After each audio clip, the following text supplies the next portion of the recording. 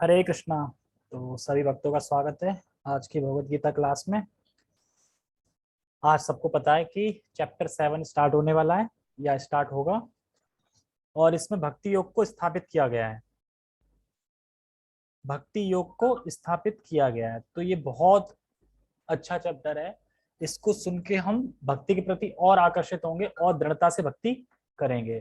Phone silent कर लेना, मैं अपना साइलेंट कर लूं पहले। ठीक है, तो सबसे पहले हम प्रभुपाद जी का मंगलाचरण करते हैं।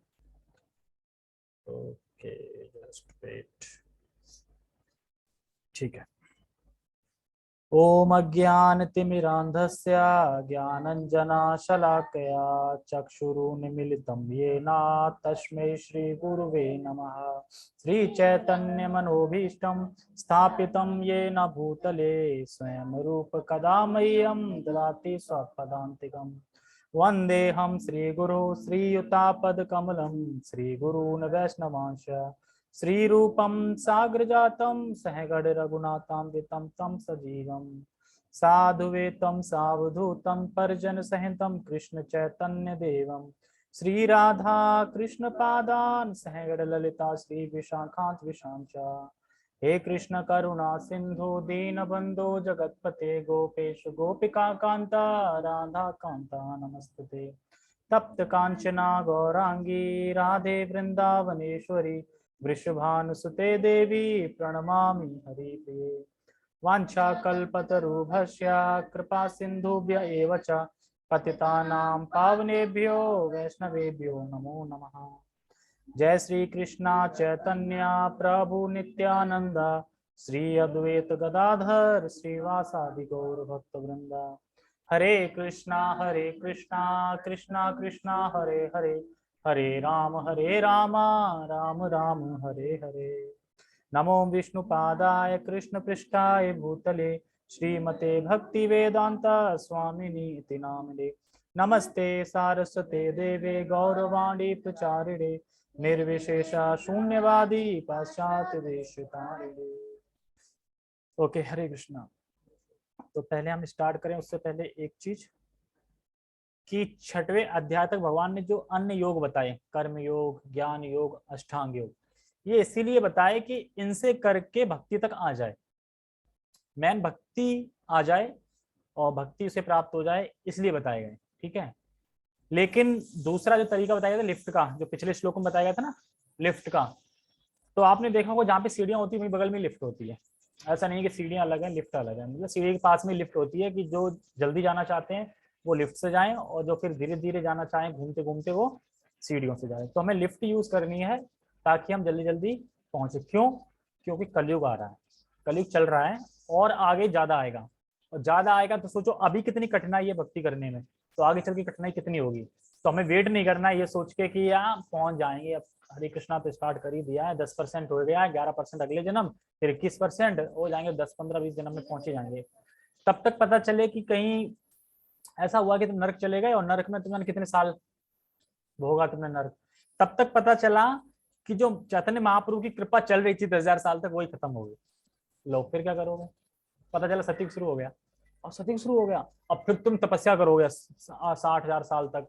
तो उससे अच्छा है जितनी जल्दी लपेटो यहाँ से और निकलो भक्ति करके। क्यों? नरक में कहने का मतलब ये है कि किसी कारणवश, मान लो नरक में नहीं, जैसे कि एक वो उनकी कथा आती ना मृग महाराज, तो वो भी मतलब सही थे, ब्राह्मण थे, सब थे, राजा थे, दान करते थे, लेकिन फिर भी उन्हें नरक के पति छुपकली बन के उन्हें कितनी साल रहना पड़ा, बहुत सालों तक। तो ऐसा कुछ अगर हो जाए कि, हाँ लेकिन बहुत ज्यादा टाइम तक होता है ना एक्चुअली। अगर मान लो स्वर्ग, हाँ ठीक है, हाँ ठीक है, स्वर्ग चले गए, ओके स्वर्ग चले गए, स्वर्ग तो जाओगे, स्वर्ग की जाएंगे नहीं, हाँ स्वर्ग जाएंगे। अगर स्वर्ग मान लो 50 साल, 50,000 साल स्वर्ग में रह लिया, तो यहाँ काउंट करो कितने साल होगी, 50,000 साल की यहाँ पे काउंट कितनी साल होगी, यहाँ पे तो जाने कितनी साल निकल जाएंगी। तो ऐसा ना कि कृपा तब तक खत्म हो जाए, पता चले कि दूसरा कलयुग का घोर कलयुग आ गया, तब तक फिर पैदा हो गए। तो जो बुद्धिमान भक्त है वो सोचता है कि मैं जल्दी जल्दी भगवान के आश्रय में, भगवान के प्रेम में पहुंचू, तो हमें वही करना है। ओके धन्यवाद प्रणाम। तो पहले हम इस श्लोक को समझ लेते हैं, इस अध्याय को समझते हैं। इस अध्याय में क्या बताया जाएगा?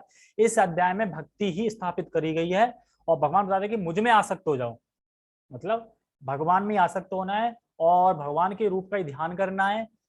और कौन से 4 लोग हैं जो मेरे प्रति आकर्षित होते हैं, मेरे प्रति आते हैं, मेरे दरबार में आते हैं, मेरे मतलब टेम्पल आते हैं, और कौन से 4 लोग हैं जो नहीं आते।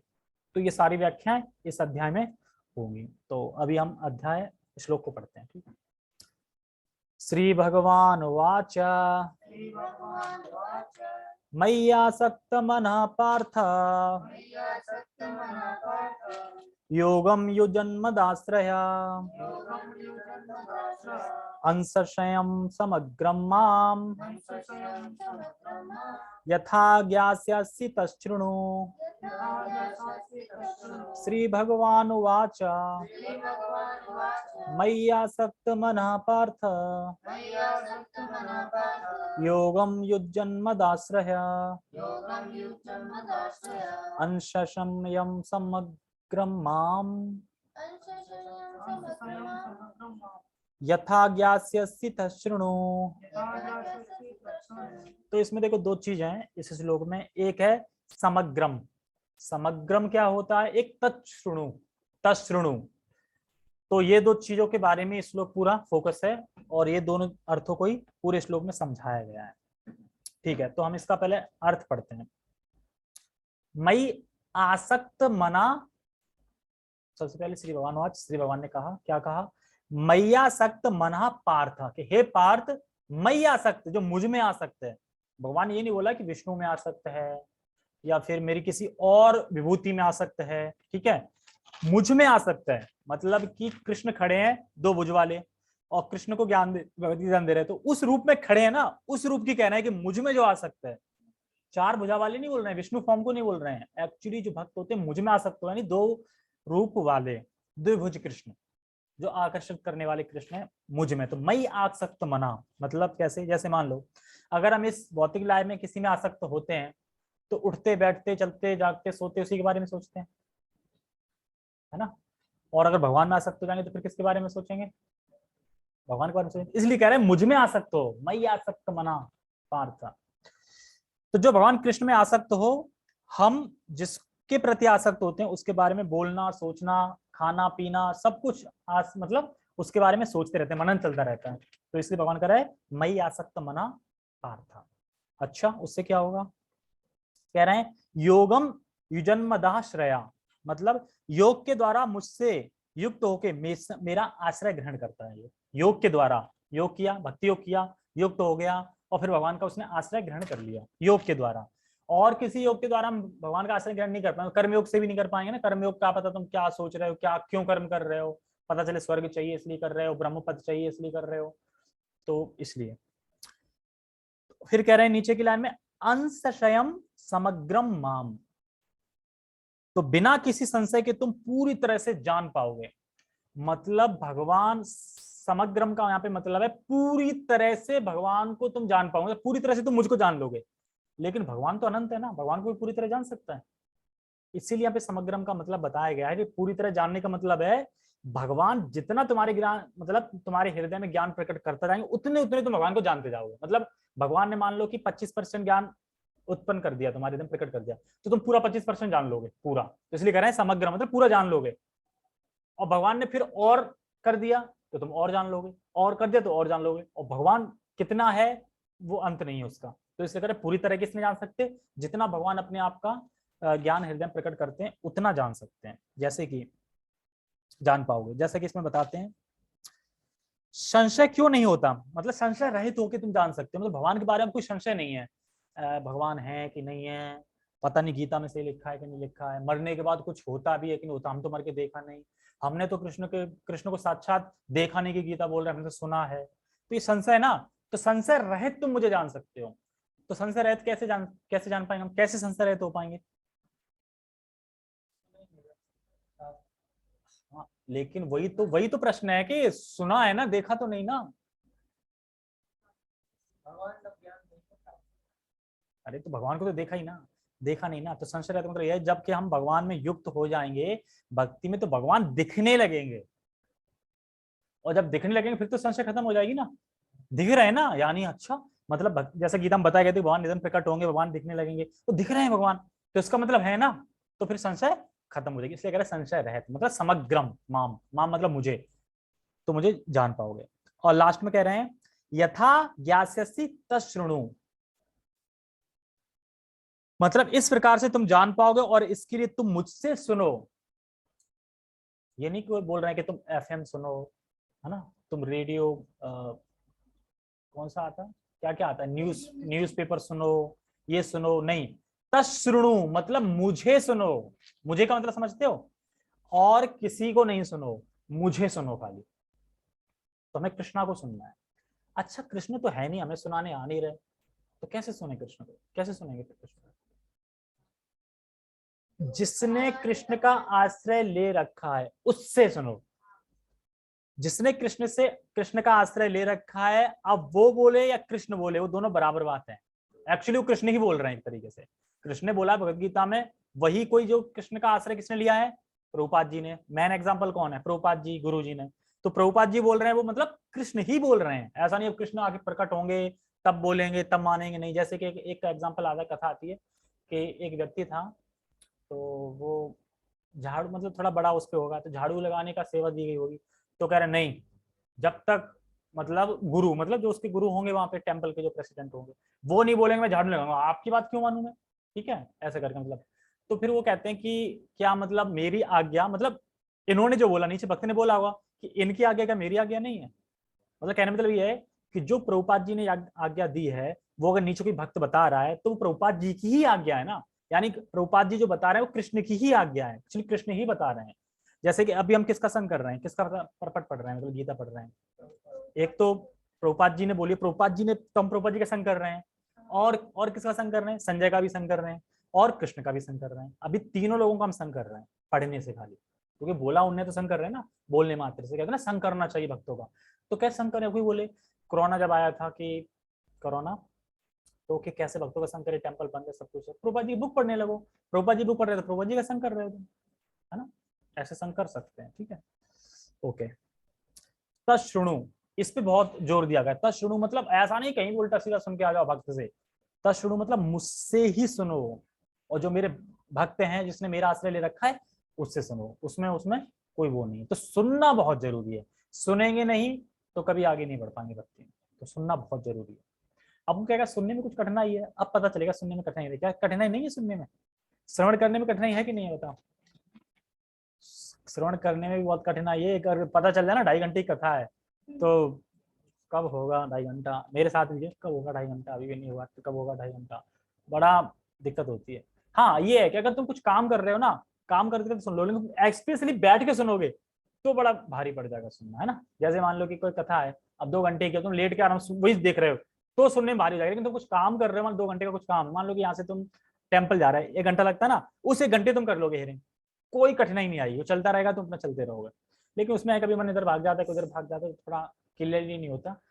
लेकिन श्रवण भी बहुत कठिन है, ऐसा नहीं, तो इसलिए भगवान कह रहे तशृणु, सुनो मतलब मुझसे सुनो। मुझसे सुनो मतलब सुनना बहुत जरूरी है, और बिना सुने तो भौतिक कार्य भी नहीं करते लोग।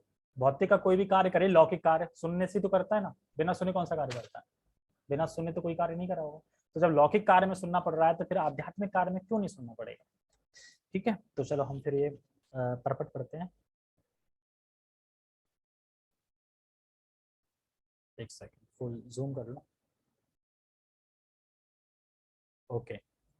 श्री भगवान ने कहा, हे प्रतापपुत्र, श्री भगवान ने कहा, इसमें भी कुछ लोग होते हैं ना, जो लोग होंगे ना, जो क्या बोलते हैं, जो अश्रद्धालु हैं, जो कृष्ण पे श्रद्धा नहीं करते, वो श्रद्धा करेंगी नहीं। क्या कहेंगे, श्री भगवान ने कहा, कृष्ण ने तो नहीं कहा, तो बोलेगा अच्छा, और कृष्ण कहते तो कृष्ण ने कहा, भगवान ने तो कहा, क्योंकि उन्हें श्रद्धा करनी नहीं है, तो वो कहीं ना कहीं जुगाड़ बना के रखेंगे। पर हमें सीधा पता है, श्री भगवान मतलब कृष्ण, कृष्ण मतलब भगवान।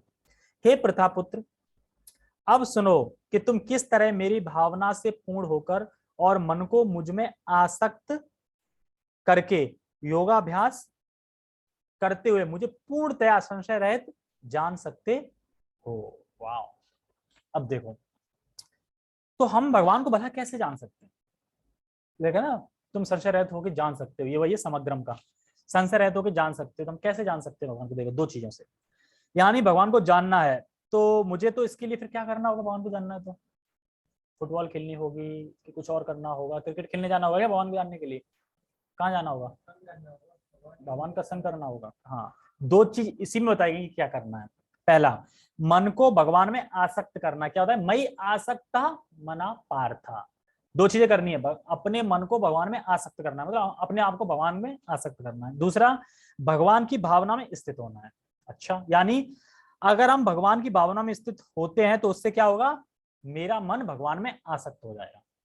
ठीक है, आसक्त हो जाएगा और तब मैं भगवान को जान पाऊंगा और फिर हम भगवान को जान लेंगे। जैसे मैं आसक्त होना मतलब कृष्ण रूप में आसक्त होना है, ना कि किसी और रूप में, कृष्ण रूप में आसक्त होना है। ठीक है, इसमें और दो तीन चीजें बताते हैं टेक्स्ट में। योगाभ्यास, योगाभ्यास होता है ना, योगाभ्यास। योगाभ्यास मतलब कौन सा योगाभ्यास? भक्ति योग, जो पीछे पीछे अध्याय के लास्ट श्लोक में जो बताया गया था। योग मतलब जो भक्ति योगी हैं, जो लिफ्ट से जा रहे हैं सीधा, वो तो हमें वो अभ्यास करना है। अब ये मैंने बताया था कि इसमें भगवान अपने ऐश्वर्य का वर्णन करेंगे। जैसे कि बताते हैं इस अध्याय में नॉलेज है, मतलब पूरी भक्ति की नॉलेज दी गई है। किसकी? मतलब भक्ति की, पर भक्ति मतलब किसकी करनी है? तो कह रहे हैं भगवान ने अपने, मतलब भगवान के पावर की और भगवान की स्वीटनेस की, इसकी जानकारी, इसकी इंफॉर्मेशन, इसकी डिटेल पूरी है इसमें। और इसमें ये बताया जाएगा 4 प्रकार के लोग मेरे मतलब आश्रय में आते हैं, मुझे ग्रहण करते हैं, और 4 तरह के लोग नहीं आते हैं। वो आगे पढ़ेंगे तब आएगा तब। जैसे कि अर्जुन ने ये प्रश्न नहीं किया, लास्ट के श्लोक में अर्जुन ने भक्ति योग बताया, लेकिन ये नहीं पूछा कि भक्ति योग में किस रूप की उपासना करनी है। ये नहीं पूछा ना अर्जुन ने। अब भगवान अपने आप बता रहे हैं, मैं आसक्त मना, मतलब मेरे रूप की उपासना करनी है, 2 बज रूप। तो अर्जुन ने तो पूछा नहीं, तो भगवान अपने आप क्यों बता रहे हैं? तो कह रहे हैं भगवान इतने उतावले हो गए थे बताने के लिए कि वो अपने आप ही बताने लगे। जैसे कभी होता ना कि गुरु जी को खबर है बाद में, लेकिन वो अपने आप को रोक नहीं पाते बताने के लिए, इतनी उत्कंठा होती है बताने के लिए, उतावले। तो भगवान इतने उतावले थे कि वो अपने आप बताने लगे कौन से रूप में? मेरे रूप में। जब अर्जुन ने पूछा नहीं है, अच्छा भक्ति योग करना ठीक है, ये नहीं पूछा कि अच्छा कौन सा रूप करना आपके, तो विभिन्न बहुत रूप है, किस रूप में उपासना करनी है आपकी? 2 भुज रूप में करनी है, चतुर्भुज रूप में करनी है, कितने रूप में करनी है, क्या करनी है? वो भगवान अपने आप ही बता रहे हैं। क्यों? क्योंकि वो बड़ा मचल रहे थे बताने के लिए, मतलब बड़ा चंचल हो रहे बताने के लिए, तो वो अपने आप ही बताने लगे। ठीक है, पर पढ़ते हैं।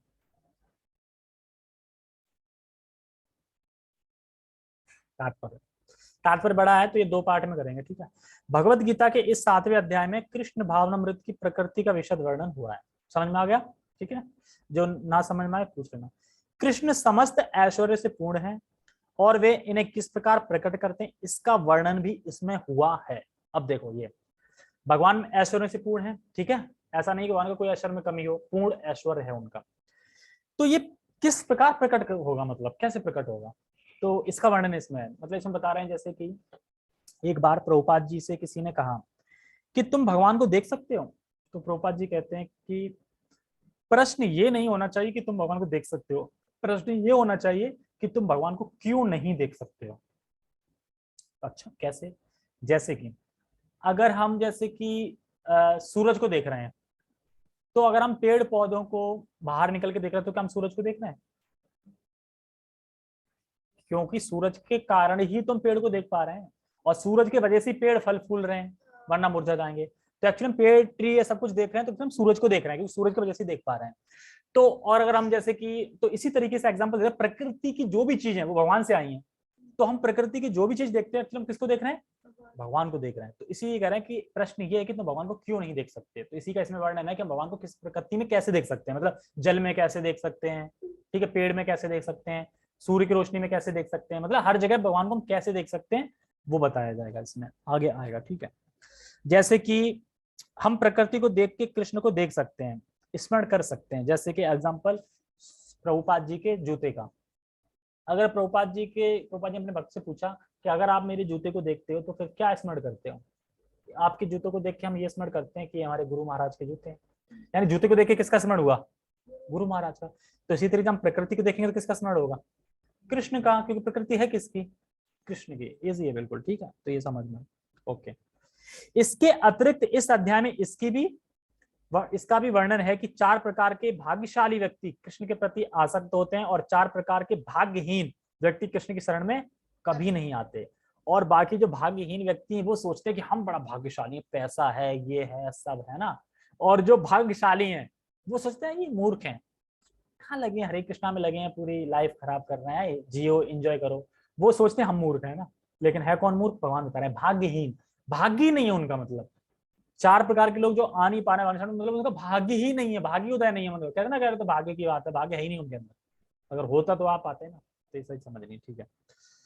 तो कभी नहीं आते। जैसे एक बार प्रभुपाद जी से पूछा, आपकी टीका तो जो है, आपका प्रपट जो है, ये तो रामानुजाचार्य हैं, उन्हीं की तरह है पूरी पूरी। तो प्रभुपाद जी कह रहे थे कि यही तो मुझ में योग्यता है, यही तो मेरे अंदर क्वालिटी है कि मैंने कुछ भी चेंज नहीं किया है। हालांकि हम देखते हैं कि हम जो भी कथा प्रवचन सुनते हैं तो क्या सोचते हैं, कुछ नया मिले सुनने को, सोचते हैं ना, कुछ नया पता चले, कुछ नया सुनने को मिले। अरे वही कृष्ण है, वही कृष्ण की भगवत गीता है, तो वही तो बताएंगे ना। तो इसलिए हमें ये नहीं सोचना कि क्या नया बताया, हमें बस जो बताया जा रहा है उसी को धारण करके उसी पे मनन करना, उसी पे आगे बढ़ना, क्योंकि यही चीज है प्रमाणिक। चेंज होगा तो प्रमाणिक नहीं होगा ना, चेंज कैसे हो रहा है? एग्जाम्पल सेट करने के लिए चेंज हो सकते हैं, एक्चुअली मुझे कोई चीज समझानी तो मैं एग्जाम्पल ऐसा दूंगी तो समझ में आ जाए, लेकिन सिद्धांत वही रहेगा। सिद्धांत कभी इस्कॉन में चेंज नहीं होता है, सिद्धांत एक ही रहता है, एग्जाम्पल चेंज हो जाते हैं बस इस्कॉन में, मतलब कोई अपने तरीके से बताता है कि समझ में आ जाए, कोई अपने तरीके से बता ले, सिद्धांत हमेशा एक ही रहता है। जैसे कि पोस्टमैन, पोस्टमैन जाता है, चिट्ठी देता है, उसे उससे मतलब नहीं है क्या है चिट्ठी में क्या है, ऐसा नहीं है कि अपने साइन कर दे या कुछ अपना लिख दे उसमें, तो फिर वो नहीं हो पाएगा, ठीक है। प्रथम 6 अध्यायों में जीवात्मा को अभौतिक आत्मा के रूप में वर्णित किया गया है, जो विभिन्न प्रकार के योगों द्वारा आत्म साक्षात्कार को प्राप्त हो सकता है। छठे अध्याय के अंत में यह स्पष्ट कहा गया है कि मन को कृष्ण पर एकाग्र करना, या दूसरे शब्दों में कृष्ण भावनामृति ही सर्वोच्च योग है। मन को कृष्ण पर एकाग्र करने से ही मनुष्य परम सत्य को पूर्णतया जान सकता है। तो लंबा हो गया, पूर्णतया जान सकता है इसमें, हाँ, मन को कृष्ण पर एकाग्र करने से ही मनुष्य परम सत्य को पूर्ण जान सकता है, अन्यथा नहीं। निर्विशेष ब्रह्म ज्योति या अंतर्यामी परमात्मा की अनुभूति परम सत्य का पूर्ण ज्ञान नहीं है, क्योंकि वह आंशिक होती है। तो देखो इसमें बता रहे हैं जो 6 अध्याय हैं, तो 6 अध्यायों में भगवान ने क्या बताया? 6 अध्यायों में भगवान ने बताया कि हम कैसे अपने स्वरूप को समझें, स्वरूप को जाने में, एक्चुअली मैं हूं कौन, बताया ना, मैं आत्मा हूं, तुम आत्मा हो, तुम हो। फिर हम उस स्वरूप को कैसे, मतलब प्रैक्टिकली उसको जान के फिर क्या करना है, परमात्मा की तरफ, मतलब कैसे अपने स्वरूप के बाद फिर कैसे परमात्मा को जान सके। जब परमात्मा को जान लिया फिर उसका भक्ति स्टार्ट हुई, मतलब 7वें अध्याय के लास्ट योग में। तो यही बता रहे हैं यहाँ पे, कहाँ पे थे, हाँ, तो ये बता रहे हैं यहाँ पे कि किस प्रकार से विभिन्न तरीके से हमने करा, कर्म योग सीखा, ज्ञान योग सीखा, ध्यान योग सीखा, ये सब सीखा हमने, ठीक है। तो इससे हमें अपने स्वरूप को जान पाए, परमात्मा को जान पाए कौन है। लेकिन ये सब क्यों? ताकि हम भक्ति तक आ जाए, मतलब भक्ति में आने के लिए। तो ये सब बोला गया 6वें अध्याय में। और आंशिक होती है, मतलब ये क्या है आंशिक? आंशिक मतलब बता रहे हैं जैसे ब्रह्म का अनुभव क्या है, ब्रह्म का अनुभव है सत, शाश्वत। अच्छा, परमात्मा का अनुभव क्या है? सत चित, यानी शाश्वत भी है, चित मतलब ज्ञान, ज्ञान भी। और भगवान का अनुभव क्या है? सत चित आनंद, तीनों। यानी जो केवल ब्रह्म तक का अनुभव है, जिसको ब्रह्म तक की प्राप्ति हो गई है, ब्रह्म के बारे में समझ गया है, वो सिर्फ शाश्वत, मतलब शाश्वत है, मतलब ठीक है वो जाएगा, शाश्वत है, मतलब शाश्वत का आनंद मिल पाएगा उसे, सत्य बोलते हैं जिसको। और जो परमात्मा तक पहुंच गया है, मतलब अपने हृदय परमात्मा को देख लिया, उसने अनुभूति कर ली है, हो गया सचित, मतलब ज्ञान में भी आ गया उसको। और जिसने भगवान का अनुभव कर लिया है वो उसने तीनों कर लिया है, जिसकी व्याख्या भी आगे की जाएगी। जैसे में क्वेश्चन आया है, भगवान के अनुभव में आनंद की अनुभूति क्यों होती है, बताओ। इसमें बता रहे हैं ना, ब्रह्म के उसमें आनंद की अनुभूति नहीं है, परमात्मा के उनमें भी आनंद की अनुभूति नहीं है, पर भगवान के अनुभव में हमें आत्मा की, मतलब आनंद की अनुभूति क्यों होती है भगवान के उसमें आने के बाद? प्रश्न समझ में आ रहा है? हाँ, सेवा करते हैं, क्योंकि हम व्यक्ति मानते हैं, व्यक्ति की तो सेवा करेंगे ना। जैसे कि एक एग्जाम्पल होता है जज का, अगर जज कोर्ट में बैठा है तो बस वो देखता रहेगा, ऑर्डर ऑर्डर, ठीक है, इसको फांसी सुनाई जाए, इसको सुनाई जाए, वो अनुमंता और उपद्रष्टा, मतलब वो देखता है और बताता है, कोई रस आदान प्रदान, रस का आदान प्रदान नहीं है, कोई मतलब आनंद करना नहीं। लेकिन जब वही जज घर पहुंच जाता तो खाना भी खाता है, बच्चों से खेलता भी है, सब कुछ करता है, पूरा आदान प्रदान करता है ना। तो ऐसे ही कृष्ण है, जब भगवान का अनुभव हो जाता है तो पूरा सेवा करते हैं ना भगवान की, तो सेवा करते हैं तो उससे हमें मतलब भगवान का अनुभव और आनंद का अनुभव होता है। बाकी इन दो में हमें आनंद का अनुभव नहीं होगा, सिर्फ भगवान की अनुभूति पे आके ही आनंद का अनुभव होगा। बाकी दो में तो सूखे सूखे बैठे रहो। जैसे परमात्मा क्या करते हैं, देखते रहते हैं, अच्छा ये चाहिए लो, ये चाहिए लो, अनुमंता उपद्रष्टा, यही तो है परमात्मा जो बैठे हैं। लेकिन जब भगवान आ जाते हैं तो फिर वो पूरा खेल खेलते हैं, लीलाएं में जा सकते हैं, सब चीजें हम आदान प्रदान कर सकते हैं रसों का, ये बता रहे हैं। जैसे बता रहे हैं, इसमें पढ़ देता हूँ। संबंध, व्यक्ति से आनंद होता है, प्रकाश से नहीं। अब केवल प्रकाश से आनंद ले लो, धूप से, अब धूप से आनंद आएगा, कुछ कोई व्यक्ति होगा उसी से तो आनंद लेंगे ना, प्रकाश से तो आनंद ले नहीं सकते। तो बता रहे हैं परमात्मा को भगवान क्या करते हैं, उपद्रष्टा अनुमानता, जज की तरह।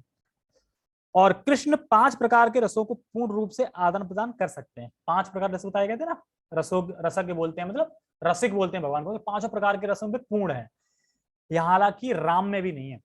जैसे कि राम में जो सखा भाव होता है, मान लो कि विभीषण है, तो भर भी थोड़ा रस का भाव है, लेकिन फिर भी ऐश्वर्य का भाव भी है, मतलब भगवान है ऐसे करके। लेकिन कृष्ण में जब आते हैं तो पूरा पूरा रस हो जाता है वहां पे, हर चीज का पूरा पूरा रस, मतलब सखा है तो पूरा रस, ऊपर चढ़ गए, खेल रहे हैं उनके संग सारा। लेकिन ऐसा विष्णु के संग तो नहीं कर सकते ना, खेल रहे हैं, राम के संग भी नहीं कर सकते, ऊपर चढ़ गए, खेल रहे हैं। ठीक है, तो वही चीज बता रहे हैं।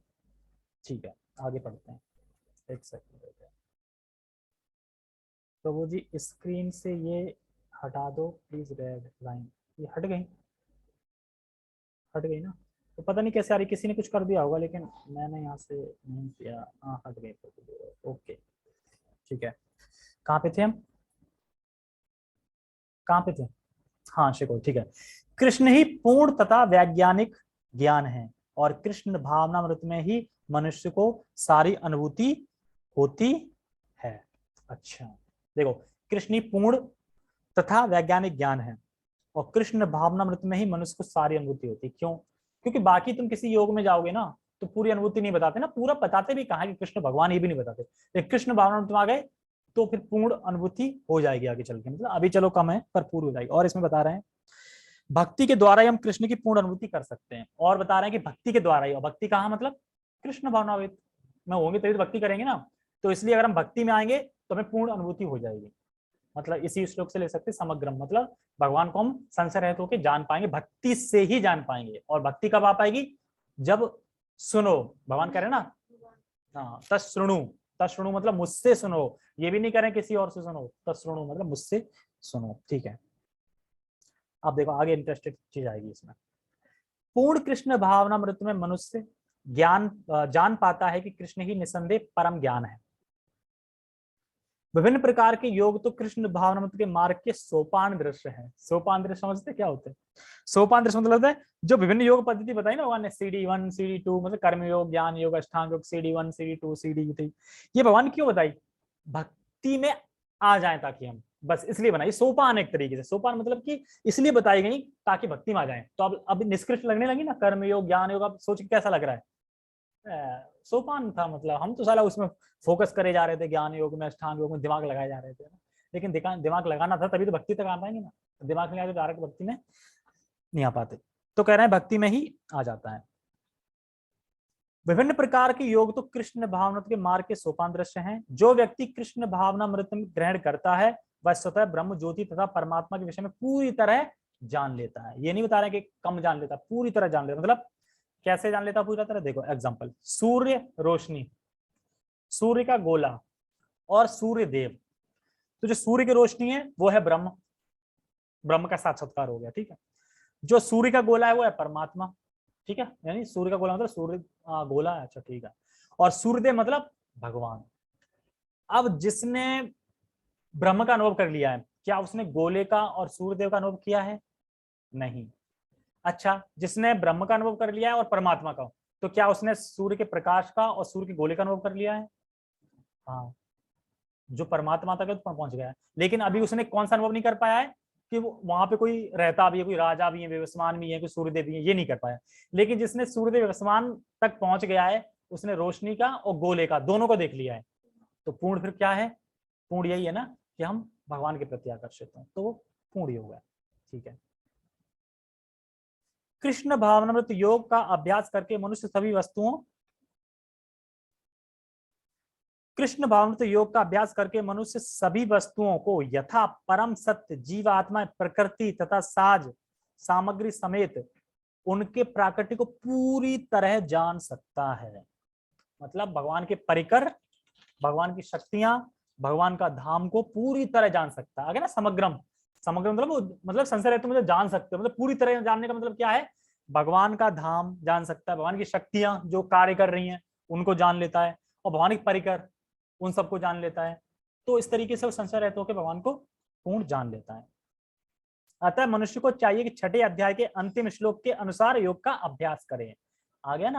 अब भगवान क्या कर रहे हैं, ये नहीं कह रहे ना आप चौथे अध्याय में मैंने बताया उसका अभ्यास करो, पांचवें अध्याय का अभ्यास नहीं, छठे अध्याय के लास्ट का श्लोक उसका अभ्यास करना है। लास्ट के श्लोक में क्या बताया गया था, भक्ति योग, यानी भक्ति योग का अभ्यास करना है और किसी चीज का अभ्यास नहीं करना है। ठीक है।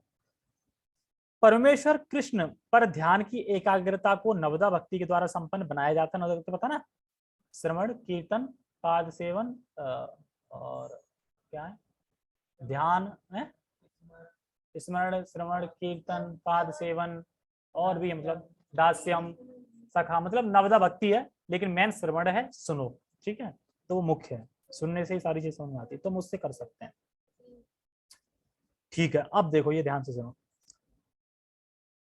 बनाया जाता है जिसके श्रवण अग्रणी एवं महत्वपूर्ण है। अग्रणी, यहाँ पे अग्रणी वर्ड को समझना है। अग्रणी वर्ड का मतलब है सुन के ही भक्ति प्राप्त कर सकते हो, सुन के ही भगवान को प्राप्त कर सकते, ये कंपलसरी है, सुनना ही पड़ेगा तो ही पार पा सकते, तो ही भक्ति मिलेगी, बिना सुने नहीं मिल सकते। अग्रणी मतलब कंपलसरी होता है ना कि कहीं कहीं क्लास होती है कंपलसरी करना ही पड़ेगी अटेंड, भले मन ना हो। तो इसी तरीके से जब तक तुम श्रवण नहीं करोगे, भगवान के बारे में नहीं सुनोगे, किससे सुनना है, भगवान से, भगवान के भक्तों से, अभक्त से नहीं।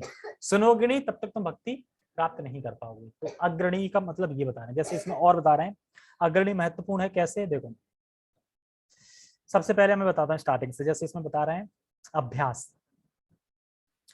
ऐसा नहीं कि अब निष्काम कर्मयोग करना है, ये सोपान की तरह है, जो पीछे बताया ना सोपान की तरह है, ये सीढ़ी है जो जा रही है और ऊपर की तरफ लिफ्ट भी जा रही है। तो जो बुद्धिमान है वो लिफ्ट का यूज करता है और सीधा भक्ति करने लगता है। ठीक है, अब कह रहे हैं अग्रणी महत्वपूर्ण है, इसका मतलब क्या है, देखो जिसके बारे में हमने कभी सुना नहीं है तो मन में आएगा वो कभी, जिसके बारे में कभी सुना नहीं है वो मन में कभी नहीं आएगा। तो हमें भगवान के बारे में सुनना है, श्रवण करना है और स्मरण करना है। तो फिर श्रवण सबसे ज्यादा महत्वपूर्ण है, क्योंकि हमें भगवान के बारे में सुनेंगे तो कुछ और आएगा ही नहीं दिमाग में, सिर्फ भगवान के बारे में सुनेंगे तो भगवान के बारे में जो सुना है वही तो आएगा ना दिमाग में, और कुछ तो दिमाग में आएगा नहीं।